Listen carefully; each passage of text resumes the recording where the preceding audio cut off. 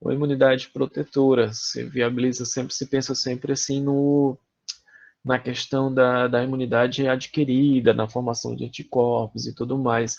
E, na verdade, a imunidade adquirida ela acaba se tornando mais notória, porque a gente sempre pensa assim, numa vacina, né? Quem é o mais importante na vacinação? Exatamente a imunidade adquirida, porque ela vai gerar memória imunológica, é nela que vão se manifestar os anticorpos. Mas a imunidade inata ela desempenha um papel extremamente importante na proteção do organismo, porque a maioria daquilo que a gente se expõe no nosso dia a dia, todo dia que a gente, até esses vírus aí que a Sara andou entrando em contato, pode ser que ela dê negativo, pode ser que se der tudo certo ela não vai aparecer nada daqui a 15 dias e ela vai continuar sem manifestar a doença do Covid. Porque o próprio imunidade inata atua contra os vírus e consegue eliminar eles sem que necessariamente a imunidade adaptativa seja estimulada, tá? Então, a imunidade inata, ela tem esse papel de eliminar os patógenos sem estimular qualquer indução inicial para inibir aquela infecção. Existe um intervalo entre a atuação da imunidade inata e a imunidade adaptativa, que é essas respostas iniciais induzidas. Ela pode também responder contra a infecção sem necessariamente induzir uma resposta imune duradoura. Ela é principalmente observada nas respostas imunes de mucosa, tá? A imunidade de mucosa é uma imunidade bem diferenciada. A gente vai ter uma aula só sobre imunidade de mucosa mais à frente, onde vocês vão observar que ela é aquela imunidade deixa disso, não vamos promover confusão, não. Então, ela resolve o problema sem que necessariamente evolua todo o processo de resposta imunológica até a formação da imunidade adaptativa, que é onde a gente observa a formação de linhagens de células antígeno específicas, né, com produção de linfócitos B específicos, só um segundo, e linfócitos T específicos. Então, a imunidade inata, ela atua imediatamente, tá? A partir do momento da infecção, até 4 horas depois, você vê os efeitos da imunidade inata, onde está a infecção, o reconhecimento pré-formado de efetores não específicos, que são aquelas PRRs, né? Reconhecendo as PAMPs, e, por fim, através desses reconhecimentos pré-formados, a remoção do antígeno infeccioso. Então, vamos dizer que a Sara se expôs lá ao vírus, a mulher lá com o creca lá, estava do lado dela, estava com o vírus, ela se infectou, os receptores dela reconheceram aqueles padrões característicos de vírus, e só essas células que reconheceram esses efetores não específicos já resolve o problema. Então já removeu aquela carga viral ali e ela não desenvolve a doença de forma alguma. Um detalhe aqui, ela remove a doença, mas também não gera memória imunológica, né? Então, uma das coisas que se especularam da Covid, por que as pessoas estavam se reinfectando, apesar de ter sido expostas, é que muitas vezes a imunidade inata resolve o problema, e como a imunidade resolve o problema e não gera uma memória imunológica, havia a possibilidade da pessoa se reexpor e aí adoecer novamente, entendeu? Que aquilo que impede que a pessoa novamente adoeça é exatamente a imunidade adaptativa. Se você não tem imunidade adaptativa formada, há a possibilidade de você adoecer, entendeu?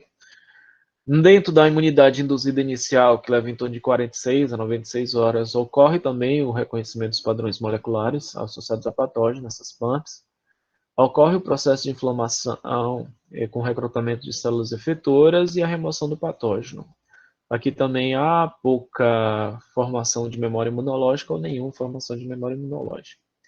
E a imunidade adaptativa, que leva bastante tempo, mais de 96 horas, você tem aí a imunidade adaptativa, ela pode levar em torno de 5 a 10 dias para iniciar, tá?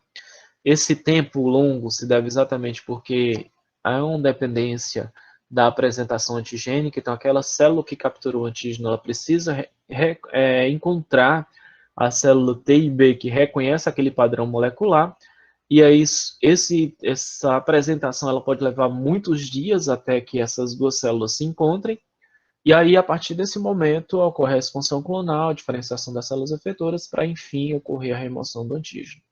Então, a imunidade inata, ela se destaca exatamente porque, enquanto a imunidade adaptativa não se forma, é ela que toma de conta da gente, é ela que é responsável por conter os patógenos, tá? E ela tem muitos mecanismos para fazer isso, a gente vai conhecer alguns deles.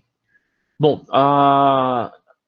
as nossas barreiras físicas é a primeira barreira contra os patógenos. Então, você tem a mucosa, né, pela parte interna do nosso organismo, observando que todas as mucosas estão em contato com o ambiente externo, né? Ou seja, todo o nosso trato respiratório está em contato com o ar externo, todo o nosso trato gastrointestinal também está em contato com o ar externo, onde os alimentos interagem e tudo mais. Então, é uma área externa também, as mucosas, e a nossa pele. Essas barreiras físicas são exatamente os caminhos por onde os patógenos vão entrar, certo? Quando você fala de superfície como a mucosa, então as vias aéreas, você inala as gotículas, né, os perdigotos, que, por exemplo, no vírus é por onde eles entram, né? Aqui no caso ele está dando o exemplo do vírus influenza para causar a gripe, então é através da inalação de perdigotos. Os esporos, né? Lembra lá na microbiologia que existem vários esporos que estão em suspensão, principalmente esporos fúngicos, mas aqui ele deu o exemplo da Neisseria meningitis e do Bacillus anthracis, que são duas bactérias. Então, essas bactérias elas podem ser inaladas através dos esporos dela e aí causar doença. Do trato gastrointestinal, principalmente através de alimentos contaminados e água, como a Salmonella typhi ou o rotavírus, que causa a febre tifoide e a diarreia. E pelo trato reprodutivo, através do contato físico, aí você tem as várias ISTs, né? Hoje não são chamados mais de DSTs, e sim ISTs. Deixa eu aceitar aqui quem está pedindo. As várias ISTs que entram por pelo esse contato físico e desenvolvendo os vários tipos de doenças característicos dessa via, né? Essas doenças elas podem ser localizadas ou disseminadas. Localizadas é quando elas causam infecção no local de entrada, e as disseminadas elas utilizam aquela entrada, mas se espalham para outros órgãos. Então existem vários exemplos de doenças, por exemplo, que utilizam a via aérea, né? E aí pode causar, aqui no caso o vírus influenza, ele causa doença no trato respiratório, mas já outras doenças, além do trato respiratório, pode infectar outros tecidos. Por exemplo, a Neisseria meningitidis causa a meningite, né, que vai afetar a meninge do sistema nervoso. Bom, aqui no epitélio externo você tem a entrada direta na superfície, pelo contato físico, como o tricófton, que causa o pé de atleta, por feridas e abrasões e as lesões na pele, que pode permitir a entrada de vários micro-organismos, como o Clostridium tetani, que causa o tétano, e por mordida de insetos. E aí tem vários, né? Como o Aedes aegypti aqui, que causa a transmissão de vários flavivírus, como a dengue, febre amarela, que eu lhe dar o exemplo, mordida de carrapatos, mordida de outros mosquitos, como o anófilis, que causa malária. Então, essas barreiras físicas, elas são invadidas de diversas formas diferentes, né? E através dessa invasão pode ocorrer a entrada de vários micro-organismos que causam doenças diferentes. Normalmente, para que isso não aconteça, existe um processo inflamatório e uma contenção do patógeno no local da doença, no local da entrada. Então, assim, o sistema imunológico ele tenta ao máximo conter o patógeno no local por onde está acontecendo a penetração desse micro-organismo. Então, você tem aqui o micro-organismo aderido à superfície do epitélio, tá? Nossa microbiota normal é responsável por exemplo, 80% das infecções que nós temos ao longo da nossa vida. 80% daquilo que você já adoeceu na sua vida não são de micro-organismos assim que vieram de longe.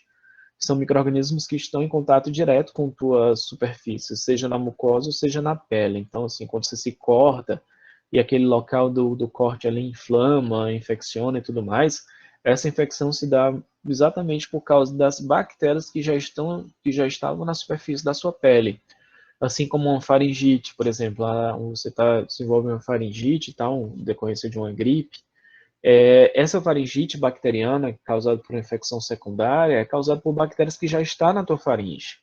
Então, 80% das nossas infecções, elas são oriundas da nossa própria microbiota, tá? Então, você tem aqui a microbiota aderida à superfície do epitélio, não se corta aqui, ou se fura com agulha, com espinho, e isso vai permitir a entrada desses micro-organismos no local da lesão. Então, você agora tem aqui macrófagos, você tem células dendríticas que irão fagocitar esses patógenos, né? Esses fagócitos vão destruir esses micro-organismos que estão entrando, enquanto os fatores que vão corrigir essa lesão estão atuando momentaneamente. Você vê aqui que o epitélio já se recuperou e as células fagocíticas aqui ainda estão eliminando os patógenos. Então, vários fatores inflamatórios estão atuando aqui para eliminar essas bactérias. Vocês vão conhecer alguns, por exemplo, sistema complementar, a gente vai falar isso na próxima aula. Citocinas, quimiocinas que vão estar sendo liberados, fagócitos, células NK, então ativação macrofágica e tudo mais. E enquanto isso, você tem aqui, por exemplo, a célula dendrítica já fagocitando e migrando aqui para o linfonodo mais próximo para realizar a apresentação. Lá mais na frente, você tem a imunidade adaptativa formada com produção de anticorpos, linfócitos B específico aqui produzindo eles, para atuar sobre esses micro-organismos e resolver aqui o ataque do patógeno. Então, existem vários mecanismos que vão tentar conter esses micro-organismos que estão invadindo aqui no local da lesão para impedir que ele, porventura, entre na corrente sanguínea ou migre para outros locais do organismo, tá?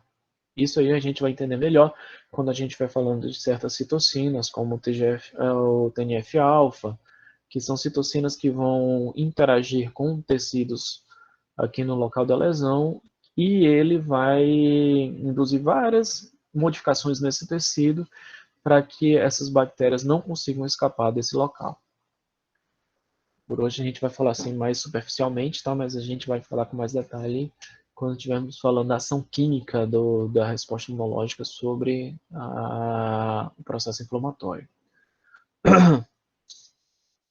Então, o epitélio, que é a primeira barreira, ele tem várias estruturas anatômicas que vão auxiliar para que não aconteça a invasão. A justaposição celular, né, impede que a entrada dos micro-organismos, as barreiras químicas.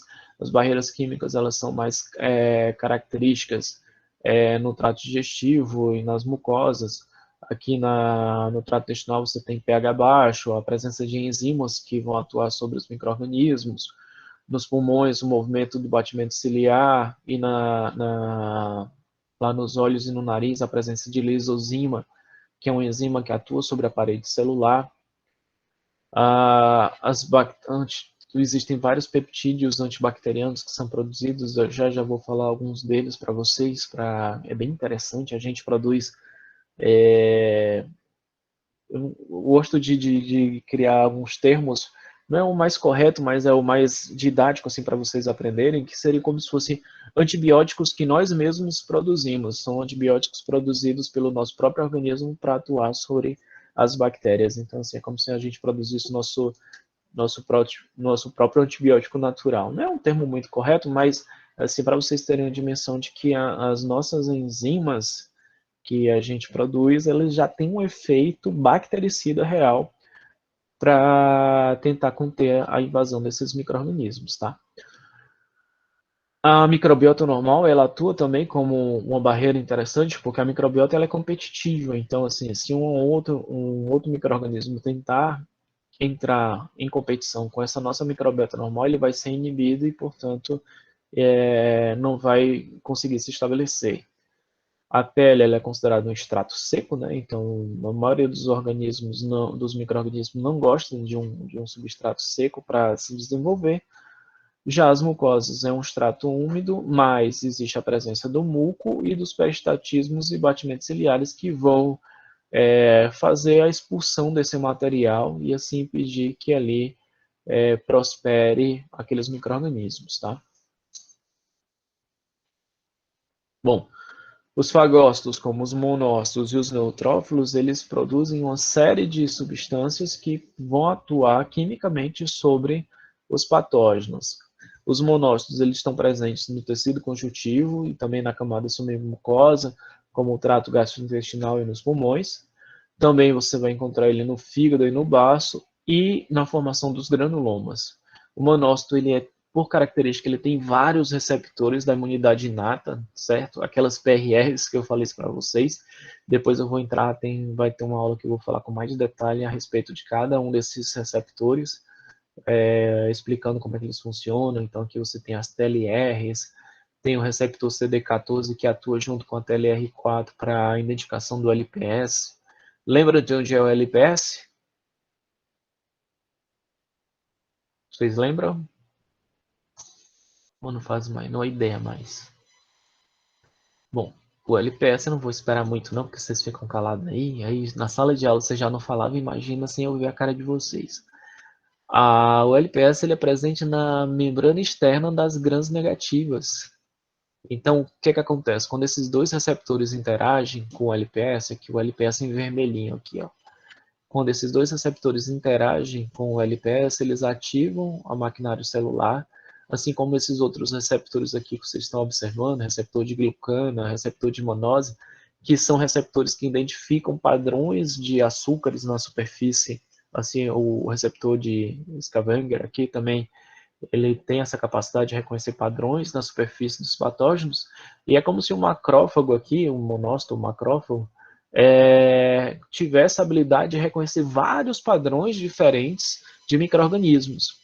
Então, quando esses receptores interagem com o micro-organismo reconhecendo esses padrões, ele é ativado, ele libera esses componentes químicos chamados de citocinas e quimiocinas, tá?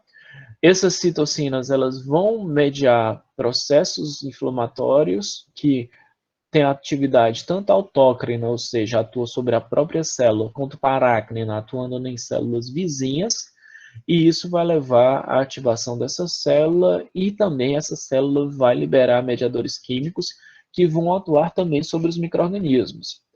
Os neutrófilos, eles também têm uma atividade fagocítica, vocês lembram lá na primeira aula que eu falei para vocês a respeito deles, e só que o neutrófilo ele tem uma vida curtinha. Ele faz a fagocitose, né? E após o ciclo de fagocitose e destruição do,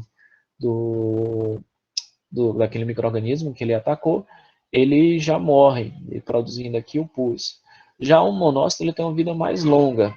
E ambos produzem todos esses mediadores químicos aqui que vocês estão vendo. Então tem vários mecanismos diferentes de atuação, processo de acidificação, com a redução do pH, isso tem efeito bacteriostático ou bactericida, produção de derivados tóxicos de oxigênio, como o superóxido, o peróxido de hidrogênio, isso aqui atua sobre os componentes celulares, como enzimas, isso acaba inviabilizando a ação das enzimas ou até destruindo as enzimas bacterianas, assim como também o óxido nítrico tem essa atividade bactericida, liberação de peptídeos antimicrobianos como defensinas e proteínas catiônicas, que são muito legais essas proteínas, porque as defensinas elas vão entrar na membrana plasmática bacteriana e vão criar um poro. E através desse poro, o citoplasma bacteriano vai fluir. Então, essas células, os neutrófilos, os monócitos, eles vão liberar essas defensinas, essas proteínas especiais que vão atuar sobre a membrana plasmática da bactéria, criando buracos nela e assim matando a bactéria. Produção de lisozimas que têm atividade sobre a parede celular, dissolvendo a parede celular das grãs positivas, e outras componentes como a lactoferrina, que são competidores. A lactoferrina e a vitamina B12, ela atua na inibição da disponibilidade de ferro livre. O ferro é um componente muito importante para o crescimento bacteriano. Então, quando a lactoferrina faz o sequestro do ferro livre, a bactéria não tem mais isso como componente nutricional e inibe o crescimento bacteriano. Então, tudo isso aqui é liberado tanto pelo monócito quanto o neutrófilo lá no local da lesão. bem legal, né? Você saber que essas células, elas já têm todo esse arsenal aqui antibactericida para inibir que a bactéria prospere no local da lesão. Granulomas, que está aqui dos monócitos, é esse empacotamento celular aqui que vocês estão observando. Que vocês estão aqui é pele de camundongo, tá? Isso aqui foi uma pele dissecada de camundongo. E o que vocês estão observando aqui é granulomas. Essa massa branca aqui grande, essas massas menores aqui, tudo isso aqui é granuloma. Esse aqui são empilhamentos de vários monócitos, uns sobre os outros.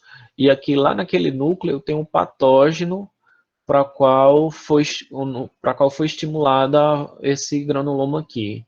Quando as células elas não conseguem eliminar o patógeno, o que elas fazem é impedir que esse patógeno se espalhe. Então, o granuloma nada mais é do que esse empacotamento do patógeno aqui no local da lesão, tá? E lá elas estão atuando, liberando todos aqueles mediadores químicos para tentar eliminar aquele patógeno.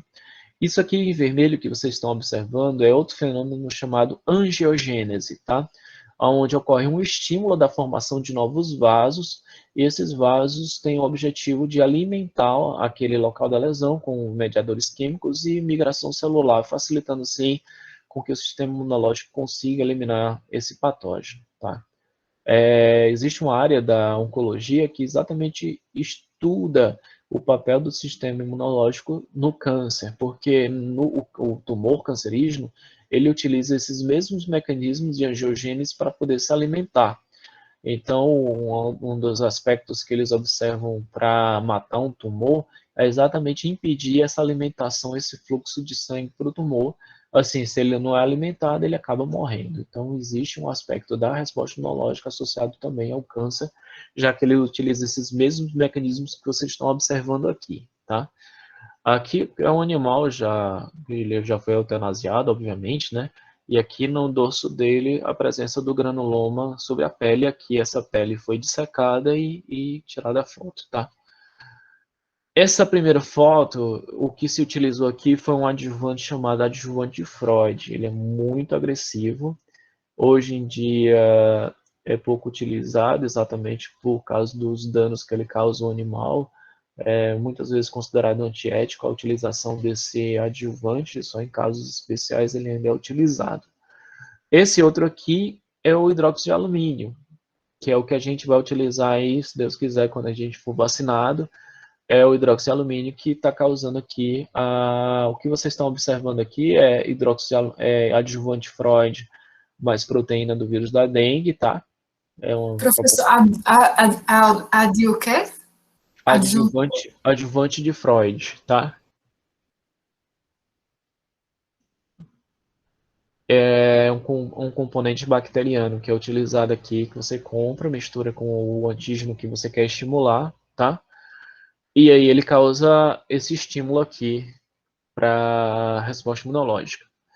Esse aqui é o que a gente tem na Coronavac, que é o hidróxido de alumínio. Então ele também estimula a formação de granulomas, tá? E aí atua sobre. Então aqui no caso era uma vacina contra dengue, tá? Aqui era o vírus da dengue mais hidróxido de alumínio. Então ocorre a formação desses granulomas aqui na região da pele, aqui na região subcutânea. Do mesmo jeito, vocês observam a formação de vasos aqui, a angiogênese, e os granulomas são bem menores do que o do adjuvante Freud. Então, esse aqui é o único que é permitido para seres humanos, é o hidróxido de alumínio. Isso aqui é um controle, vocês observam a pele normal, sem administração de droga nenhuma, com os vasos normais aqui, tá? Então, isso aqui, essas massas que vocês estão observando, nada mais é do que os macrófagos, empilhados aqui uns sobre os outros. Nessa condição, eles são chamados de células epitelioides. E as células epitelioides, elas são fagocíticas e são apresentadoras de antígeno. Então, ela é bem interessante, porque ela vai estimular a apresentação antigênica e a formação de uma memória imunológica, tá? Então, o caminho que a gente vai lá, a Coronavac, o que vai acontecer por dentro da gente é isso aqui. A formação dos granulomas. Esses granulomas são as células macrofágicas, né, que estão fagocitando lá a vacina. Elas são apresentadoras de antígeno, então ela vai caminhar para o órgão linfóide mais próximo para apresentar esse antígeno, E aí a gente tem uma memória imunológica contra o vírus. A célula macrofágica ela é muito importante, tá, no processo inflamatório, porque ela tem essa capacidade de fagocitar, apresentar, liberar mediadores pró-inflamatórios que inibem o crescimento ali do antígeno. Então, ela consegue, além de fazer estudo, recrutar novas células e moléculas efetoras para o sítio da infecção. Como eu falei, a gente vai ver o sistema complemento semana que vem, que é parte desses componentes que são recrutados para o local da infecção. E, além disso, ela estimula a formação de barreiras físicas devido à microcoagulação. Então, ela libera, aqui no caso, prostaglandinas, leucotrienos e o fator de ativador de plaquetas, que induz essas respostas, tanto parácrinas quanto autócrinas, no local da lesão, tá? Essas respostas autócrinas estimulam a própria célula a ser ativada para a fagocitose, e a parácrina vocês estão observando aqui nesse gráfico. Então, o que vocês estão observando aqui é a liberação de citocinas e quimiocinas. Não se preocupe, se professor, eu vou ficar doido, eu não estou entendendo nada que você está falando. Não se preocupe, porque o que eu estou falando aqui vai ser abordado em outras aulas com mais detalhes. Por exemplo, eu vou falar aqui, vocês estão vendo aqui o macrófago liberando esses mediadores químicos, que está atuando aqui sobre um vaso sanguíneo, tá? Vocês estão vendo aqui o vaso sanguíneo de lado.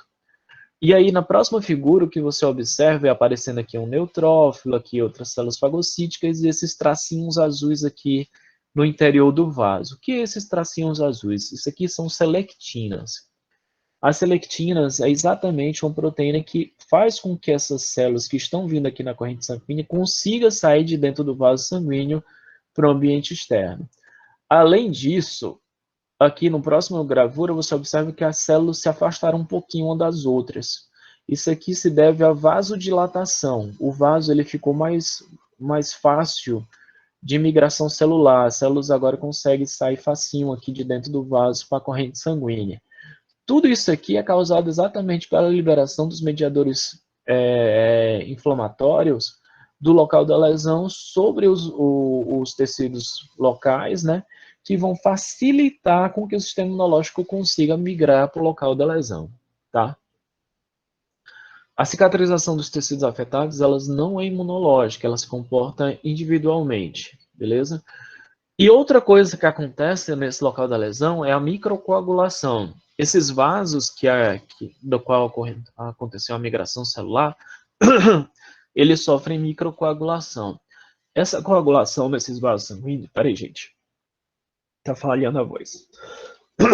Só um segundinho.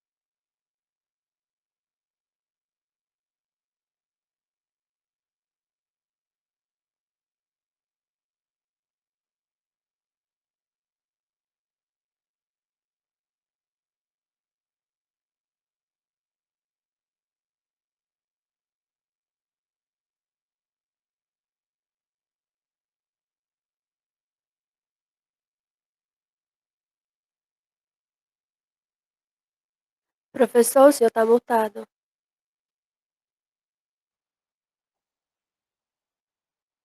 Menino, você não me fala isso. A gente só percebeu agora. Mas Não, eu percebi olha uma setinha, mas que beleza. Eu fiquei, sim, é propósito. coisa. Eu não sabia que ele estava explicando. Eu achei que tava Jesus. Eu só. Não, é achava que porque estava mudo. eu estava tossindo aqui, aí Eu achei que você por isso que tava eu tossindo mutei e passando o slide. Não, mas deu certo, porque não tava, como eu falei. Vocês viram aqui a da microcoagulação, né? Ou não? Isso, o senhor parou em microcoagulação. Show. Então, pronto. Aqui era um videozinho que mostrava exatamente a migração das células do vaso sanguíneo aqui para o local da lesão. Bom, aqui então é uma lesão, tá? Na pele, e aqui embaixo é um vaso sanguíneo.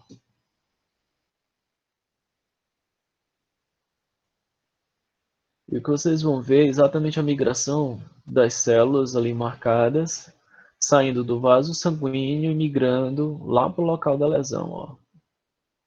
Então isso aqui é ao vivo, mostrando exatamente a saída das células do vaso sanguíneo para o local da lesão. O curioso é que essas células que chegam no local da lesão, além delas estarem atuando sobre os micro-organismos e as bactérias que estão tentando entrar, elas liberam mais mediadores químicos para que aconteça a saída de mais células da corrente sanguínea para aquele local da lesão. Então, enquanto estiver acontecendo um estímulo ali da corrente sanguínea daquela lesão, mais células vão migrar do vaso sanguíneo para o local da lesão. Quando você não tiver mais bactéria, aí sim vai parar de aparecer, vai parar de aparecer células e aí tá tudo resolvido, entendeu? Então, o próprio estímulo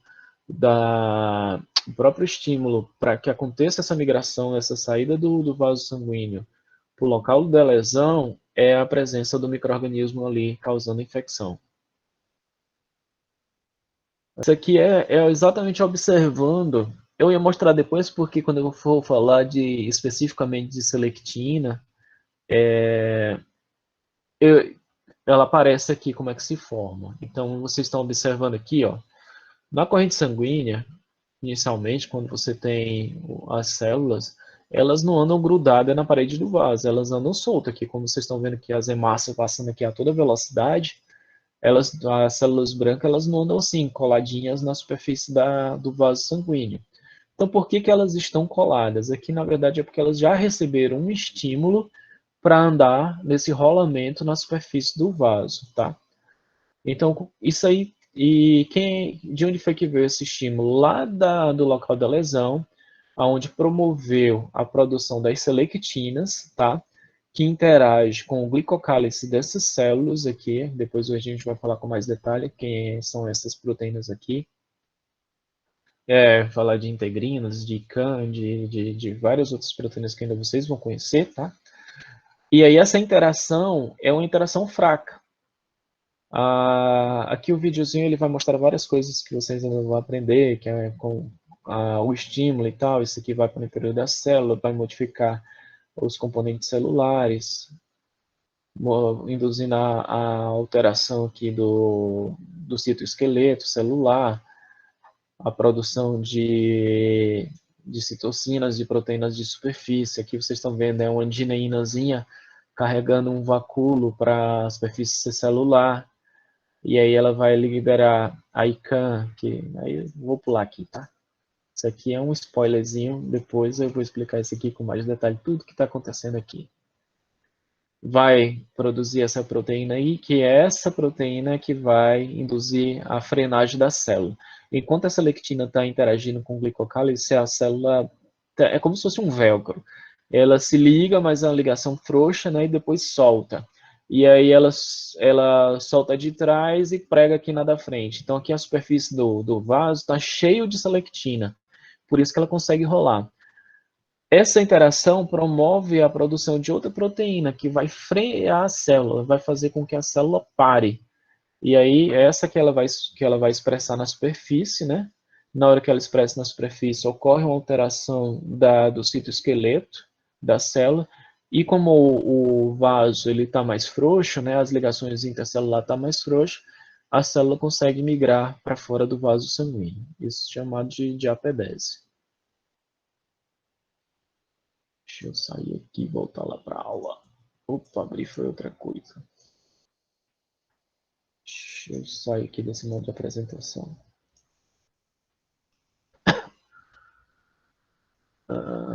Apresenta agora.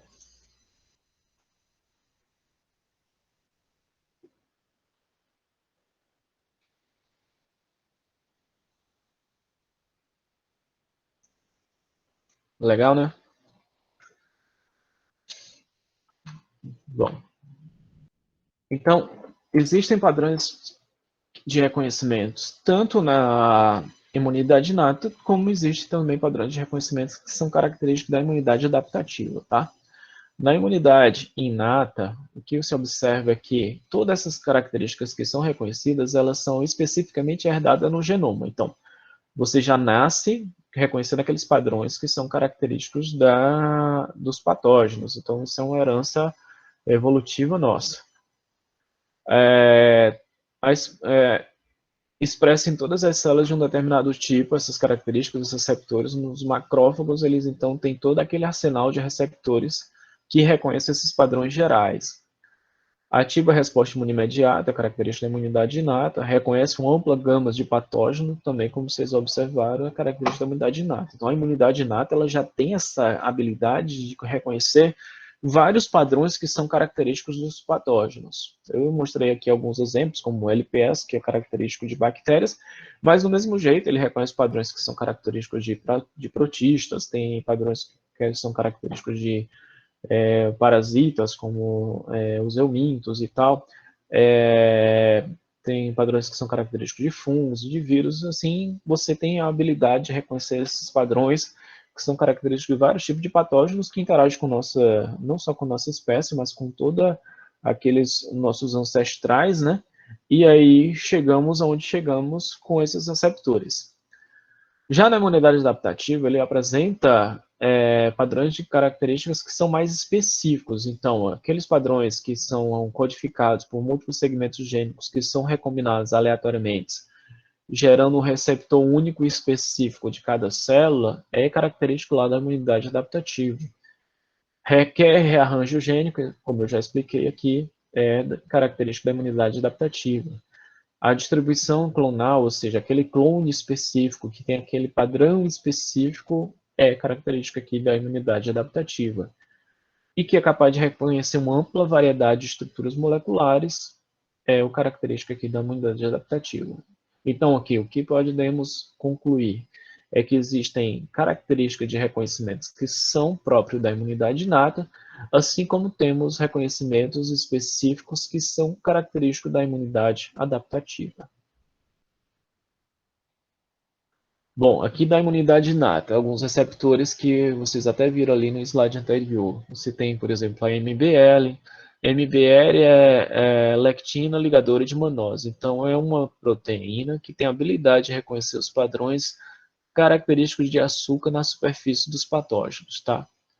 Ela vai ser interessante na próxima aula, porque a gente vai falar exatamente como que ela faz esse tipo de reconhecimento na superfície do patógeno e qual a importância dela reconhecer esses açúcares na superfície do patógeno. As TLR, que quer dizer receptores similares ao TOL, que é outro tipo de receptor celular. As TLRs têm sido estudadas e hoje cada vez mais se descobrem novas TLRs. São codificados por 10 genes diferentes, onde cada TLR tem um padrão de reconhecimento de alguns tipos de pump. Então, aqui a TLR1 e a TLR2 e a TLR6 reconhece peptidoglicano, lipoproteína, lípido arabdomanana, que é característico de micobactéria, o GPI, que é lá presente no Trypanosoma cruzi, zimosan, que é encontrado em leveduras, TLR3, que reconhece RNA de fita dupla, TLR4, que reconhece o LPS junto com o CD14, que estava até naquela figurinha lá que eu mostrei para vocês no macrófago. Deixa eu voltar lá para vocês verem. Aqui, ó. O CD14 mais o TLR4, eles se ativam na presença do LPS, eles se juntam e causam ativação celular. Então é como se tivessem vários gatilhos aqui, né? Só esperando interagir com aquele padrão que é característico de um patógeno. Vocês estão observando que esses padrões, eles não são específicos, por exemplo, o LPS não é específico. É um padrão geral, né? O LPS tem nas grãs negativas, então existem diversas espécies de grãs negativas na natureza, assim como existem receptores que são específicos para levedura. Então existem diversos receptores existem diversas espécies de leveduras. Então esses receptores, eles reconhecem padrões gerais, então são exatamente os PRRs que eu falei lá na aula anterior, que são receptores que reconhecem patógenos. E tudo isso aqui que vocês estão observando, flagelina, por exemplo, flagelina é componente que forma o flagelo. Esses componentes são componentes gerais, que pode ter em várias espécies de micro-organismos diferentes. Então, são PAMPs, né? São padrões moleculares que estão associados a patógenos. Então, quando um receptor desse reconhece uma dessas PAMPs aqui, isso aqui vai levar à ativação da célula e isso vai levar àquele sinal necessário para que a célula que reconhece o padrão molecular, seja o linfócito T ou o linfócito B, possa ser ativada. É um primeiro sinal daqueles dois sinais que eu falei na aula passada para vocês, tá? E aqui é o receptor de varredura, né? Receptor de varredura, olha como ele é interessante. Ele consegue diferenciar os padrões de disposição dos açúcares da superfície de um patógeno do padrão de açúcar na superfície das nossas próprias células. Ou seja, se ele não se liga na superfície, nesse padrão de varredura aqui que ele está apresentando, ele diz, isso aqui não é patógeno. Já se ele consegue se ligar com o padrão de açúcar na superfície do patógeno, ele consegue perceber que isso aqui é característico de um patógeno e não próprio. Então, é bem interessante, né, a gente já nascer com todo esse arsenal de receptores que têm a habilidade de reconhecer os padrões específicos do patógeno. Fala, pequena. Ela quer trabalhar também, meu povo.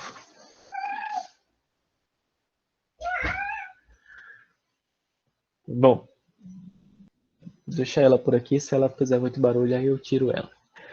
Bom, e as citocinas, aquelas que eu falei lá atrás, né? Lembra aqui que eu falei que os macrófagos liberam citocinas? Então a gente falou aqui já das PRRs, né? Que reconhecem os patógenos, agora vamos falar das citocinas. Citocinas são exatamente substâncias químicas liberadas pelas células, tá? Que vão promover modificações no comportamento celular. Essa alteração do comportamento celular ele pode ser tanto autóctone, ou seja, altera o comportamento da própria célula que libera a citocina, quanto também pode ser um comportamento parácrino, ou seja, vai atuar em outras células bem distantes. Por exemplo, aqui são todas... Tchau, tchau. Então, aqui são todas citocinas que são liberadas pelo macrófago, tá? A IL-1, IL-6, IL-8, IL-12 e TNF-alfa são todas citocinas liberadas pelo macrófago. A IL-1, produzida pelo macrófago e queratinócitos aqui, atua sobre os linfócitos e as células hepáticas, e o efeito dela é aumentar a resposta imunológica e induz a secreção de novas proteínas. Essas proteínas, depois a gente vai falar quem elas são, tá? Existem várias proteínas que é produzida pelo fígado que têm atividade imunológica, como as proteínas do complemento, como a PCR. Existem várias que a gente vai, ao longo do curso, falar a respeito.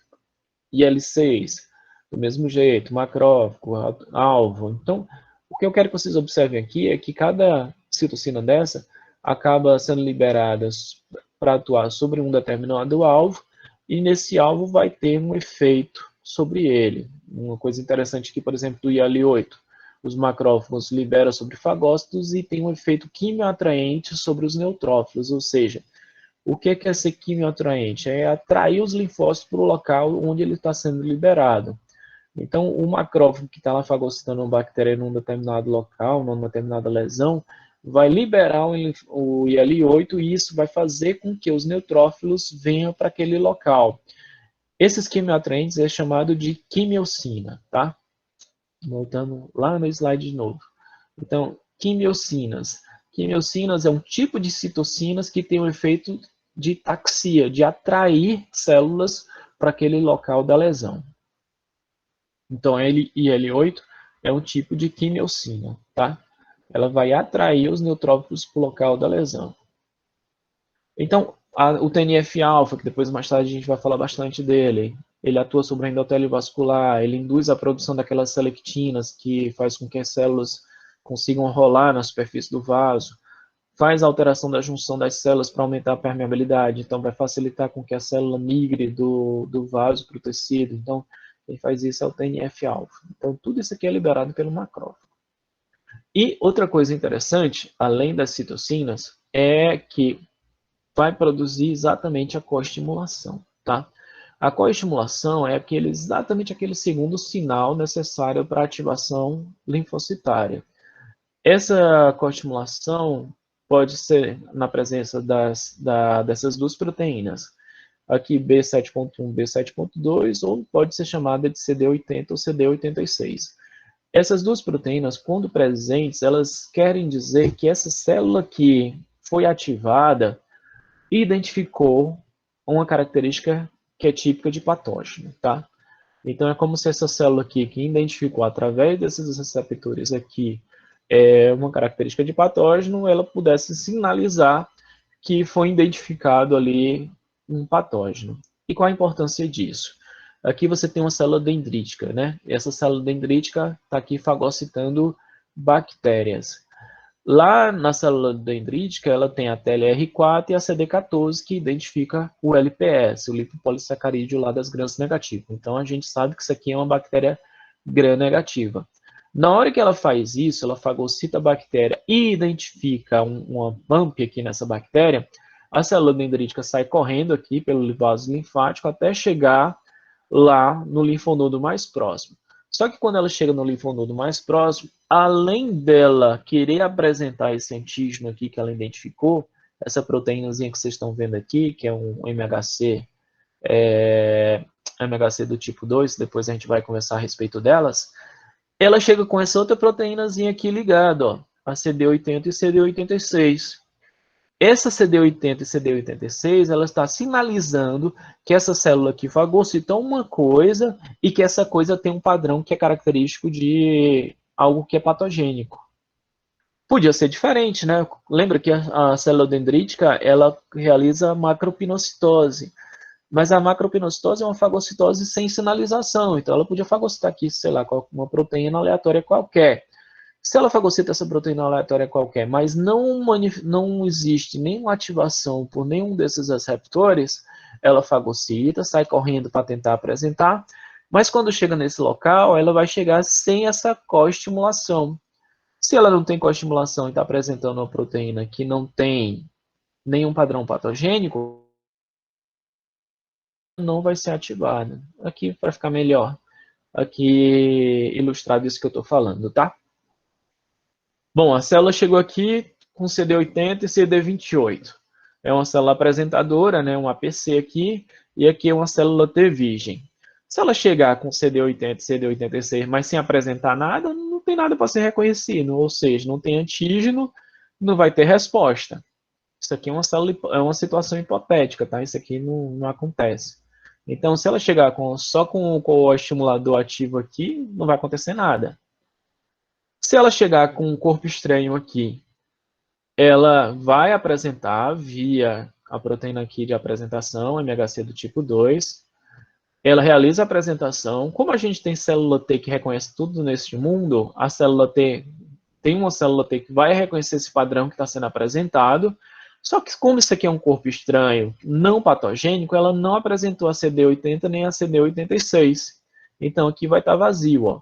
É um corpo estranho, mas não é patogênico, não tem nenhuma característica que foi reconhecido pelos receptores como algo que fosse patogênico. Ou seja, aqui o correceptor fica vazio. Ou seja, consequência disso, a célula T que reconheceu o padrão vai continuar irresponsiva, não vai responder a essa apresentação aí. Já se for um patógeno, aí sim, o patógeno ele vai mostrar características patogênicas que são reconhecidas pelas PRRs, né? Pelos aqueles receptores que reconhecem patógenos, ou seja, vai apresentar alguma PAMP. Se apresentou, vai ocorrer a produção da CD80 e CD86. Essa CD80 e CD86 interage com a CD28 aqui. Está acontecendo aqui a apresentação e o reconhecimento pelo linfócito T.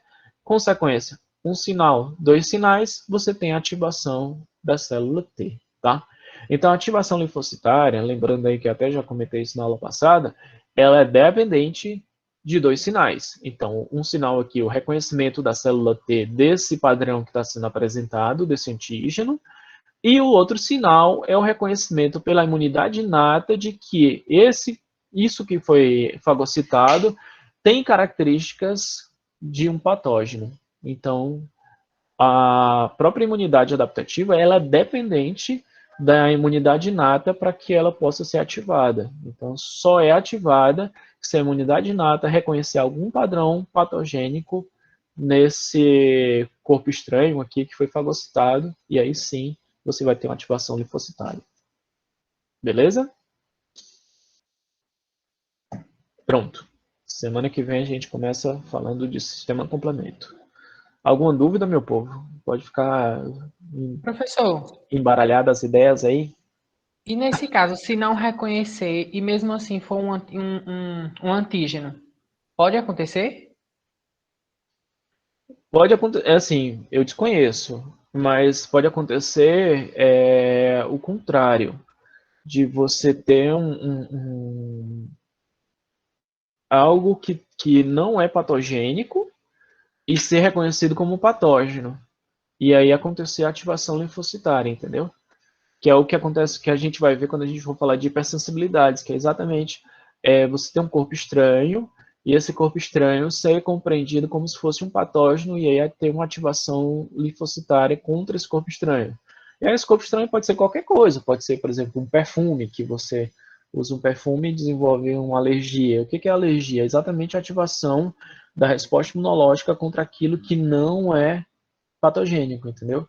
Mas no caso de algo que é patogênico não ser reconhecido como patogênico pelo nosso sistema imunológico, eu desconheço.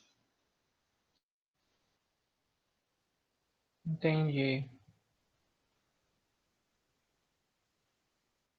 Professor, onde é que fica esse CD80 e esse CD86? Vai ficar na sua dentro ou fica por fora? Ela fica por fora. Isso aqui é um coestimulador, é um correceptorzinho que é produzido quando ela reconhece uma PAMP, ela vai produzir na membrana plasmática dela. E aqui, essa outra proteínazinha aqui que eu ainda não apresentei vocês, que é o MHC, apareceu aqui o nomezinho dele. Isso aqui é a forma... Lembra daquela figurinha que eu mostrei uma célula apresentadora apresentando para um linfócito T? Isso aqui é o bracinho. É o bracinho da célula realizando a apresentação. Aqui na extremidade aqui dessa proteína, ela anexa um fragmento do antígeno, né? E esse fragmento de antígeno é o que vai ser apresentado aqui para o receptor celular da célula T. Se ela reconhecer esse padrão, ela é ativada. Tá? Então, além desse bracinho do MHC, você tem que ter o coestimulador para que essa célula seja ativada. E esse coestimulador ele só aparece se essa célula reconhecer os padrões característicos de um patógeno naquilo que ela fagocitou.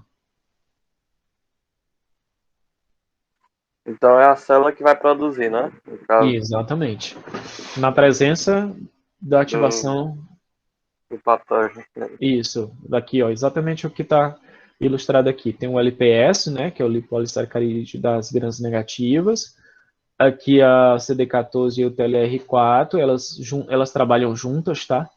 Então, na hora que elas identificam a presença do LPS, elas vão ativar essa célula, essa célula aqui ativada aqui, no núcleo dela, aqui, o RNA mensageiro, vai exatamente induzir a produção lá na membrana plasmática da CD80 e da CD86. Então, tem LR4, LR5 aqui, que tem esse papel de ativar na presença bacteriana, né? Na hora que ela reconhecer os padrões que são característicos de uma bactéria, isso aqui vai ser estimulado, e no que vai sair aqui desse estímulo aqui do núcleo aqui, da síntese eita, tô gago agora, da síntese proteica, é exatamente a CD80 e CD86, tá? Na verdade, Tranquilo. lá no final do curso eu vou mostrar um gráfico mais completo disso, vocês vão ver que eu não quero deixar vocês doidos, né? Mas como tem coisa que acontece aqui no interior da célula em decorrência da ativação linfocitária, essa ativação do NF-κ-beta aqui no núcleo é bem complicada, é uma cascata bem comprida de eventos que acontecem aqui no interior. À medida que vocês forem entendendo a imunologia, a resposta imunológica e tudo mais, aí eu vou expandindo o conhecimento de vocês aí, tá? O entendimento de vocês. Na aula passada eu só mostrando a figurinha. Hoje eu estou mostrando para vocês quem é o coestimulador, que é o CD80 e CD86. Aí na outra aula eu só mostrei uma figurinha com 2 bonequinhos, um mostrando para o outro. Hoje vocês conheceram um pouquinho quem é o bracinho lá da célula apresentadora. Depois vocês vão entender melhor como é que a MHC funciona. Então, a cada aula vocês vão entendendo um pouquinho mais. Na aula que vem vocês já vão entender, a gente vai falar de sistema complemento, que é exatamente, falei bem aqui, ó. Cadê? Que o macrófago, ele faz o recrutamento de proteínas para o local da lesão. Cadê? Recrutar células e moléculas efetoras para o sítio da infecção. Na aula que vem vocês já vão entender quem são essas moléculas efetoras lá no sítio da infecção, que faz parte aí do sistema complemento. Então, cada aula a gente vai subindo um degrauzinho dentro da imunologia, tá? Beleza? Mais algum? Diga. Professor, Só aquele vídeo ali é uma lesão de onde? Isso aqui é uma lesão da pele. No caso, se for uma lesão interna, o descarte, que seria pus, seria como?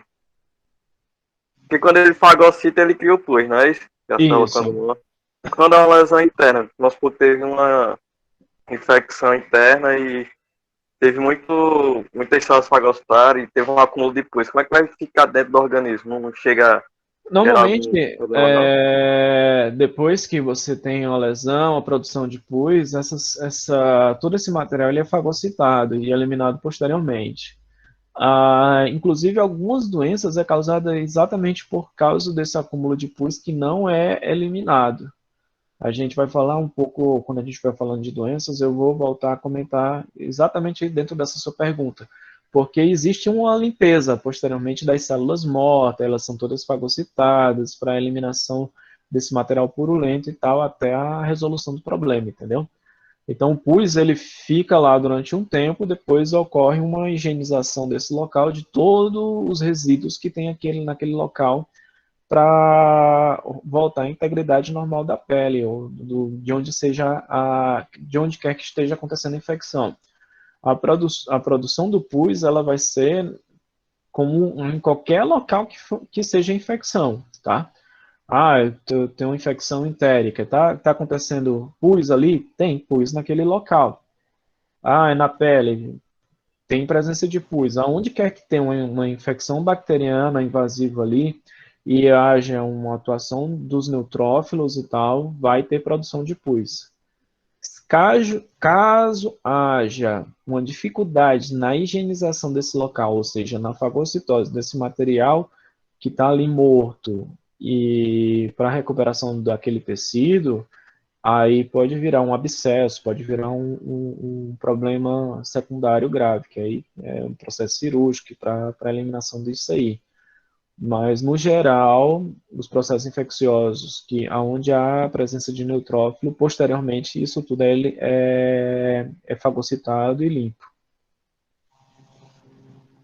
Entendi. Valeu. Inclusive, isso serve, para você ter uma ideia como isso é grave, isso serve como se fosse um estímulo constante de processo inflamatório, entendeu?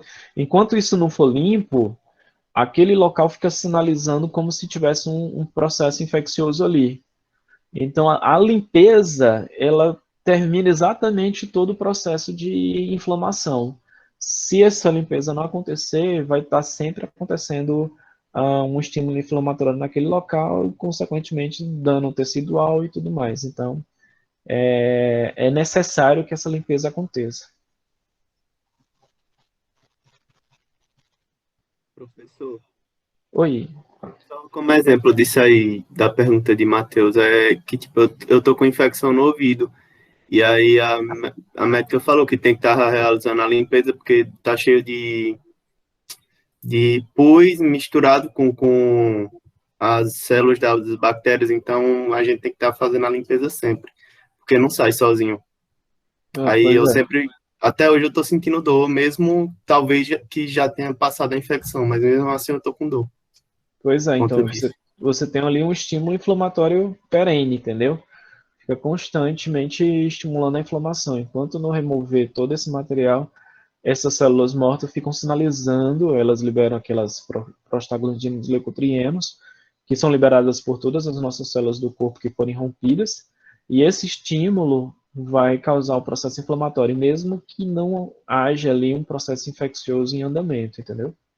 A inflamação permanece, ainda que independente da infecção, porque você tem ali células rompidas, você tem material ali celular e esse material precisa ser removido. Um exemplo que eu sempre penso, um exemplo até que na turma passada tinha o Gabriel, que tem febre reumática.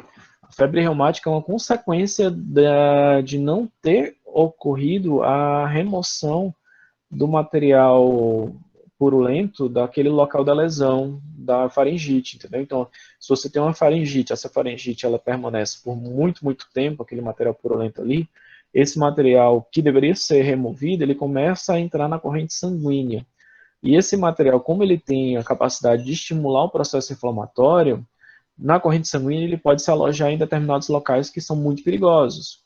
A febre reumática, ela recebe esse nome, né, reumático, que causa dor, porque esse material pode se alojar nas articulações, e isso causar ali um processo inflamatório nas articulações que vai causar dor, mas o mais perigoso da febre reumática é que ele pode se alojar no coração, e aí começar a causar dano no tecido cardíaco, entendeu? Então, às vezes, a partir de uma faringite, você pode ter dano no tecido cardíaco porque esse material ele não foi removido.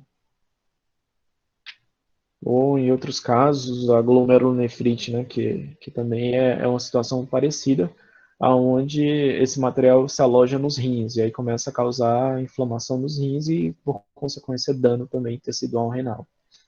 Então, o normal é que a doença se resolva por completo, o tecido se recupere e tudo mais. Mas caso não haja uma recuperação adequada, isso pode acontecer.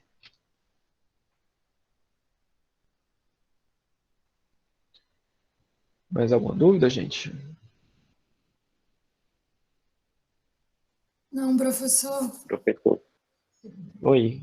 assim, se possível, se por um acaso o senhor tiver de boa vontade para fazer isso, poder adiantar um pouco a lista para quem já quiser começar a estudar de agora, para dar um nortezinho na hora que for estudar. Que lista? O Pra senhor prova, eu não acho. falou que ia passar a lista. Onde eu ia passar umas coisas para quando fosse fazer a prova? Estou Já está dirigindo. disponível no. Eu falei? Falei não, vocês estão inventando doido, hein? coisa. Oxe, Não, e tem, como vai funcionar a prova do senhor? vai ser de marcar, tá? Vai ser toda optativa. E vai ser esse um desses temas que eu estou passando aqui para vocês. O que, como eu estou disponibilizando as aulas, vocês podem se guiar em cima das aulas, quiserem assistir novamente, e vocês podem tirar dúvida a hora que vocês quiserem comigo, mandar pelo WhatsApp, mandar pela... não mandem muito por e-mail não, porque eu não sou muito de ficar olhando e-mail não, mas vocês podem mandar pelo WhatsApp, ou lá pelo Classroom e tal. Ficar à vontade para tirar dúvida e assistir as aulas de novo, que eu vou estar disponibilizando lá no Classroom e vou estar disponibilizando agora depois lá pelo YouTube, tá?